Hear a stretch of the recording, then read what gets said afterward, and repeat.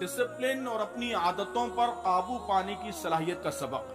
कुरान मजीद में तौबा को कामयाबी और सरबुलंदी के लिए दरकार एक अहम सिफत करार दिया गया है।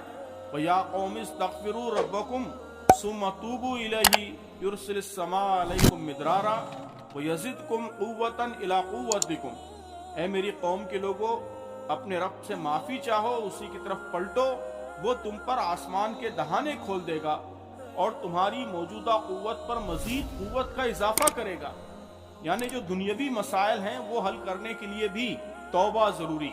तो तौबा ये अपने गुनाहों से बख्शिश तलब करने का नाम है।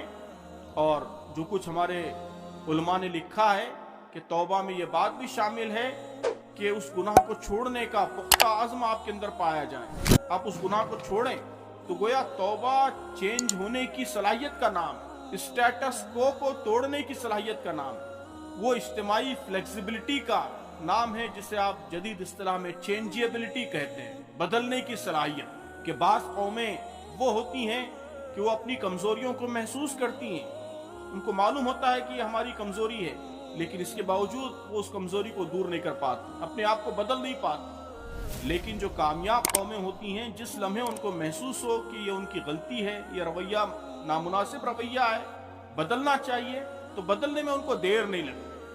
अल्लाह के रसूल सल्लल्लाहु अलैहि वसल्लम ने जब मदीने में ऐलान फरमाया कि शराब हराम है, तो मदीने की गलियों में शराब बहने लगी।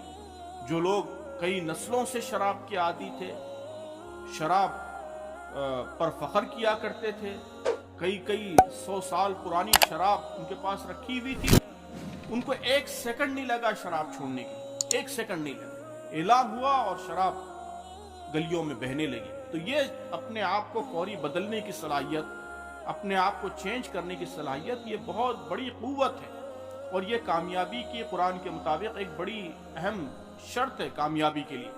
तो अपनी गलतियों और शख्सियत के खराब पहलुओं को न समझना ये भी तौबा के खिलाफ है, और अपनी कमजोरियों को समझने के बावजूद उस पर अड़े रहना ये भी तौबा की सलाहियत के खिलाफ है। तो अज़ीज़ान गिरामी, जिन कमजोरियों को हम महसूस करते हैं, उन कमजोरियों को दूर करने की सलाहियत हमारे अंदर पैदा हो, ये भी गोया इससे एक बड़ा अहम लेसन हमको मालूम होता है।